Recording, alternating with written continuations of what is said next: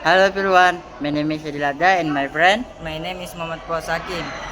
SMA Negeri 1 Parepare is one of the public senior high school in Parepare City, South Sulawesi. The school is well known for its good quality of education and many experiments in academic and non-academic activities.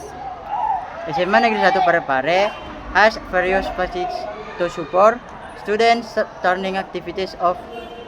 One of the facilities is a musola, which is a place worship and religious activities for students and teachers. The musola helps students perform prayer and improve religious values in the school environment.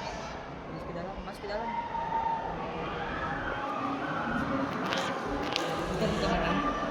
Putar nih. Lihat kami susah. In my musola SMA Negeri 1 Parepare,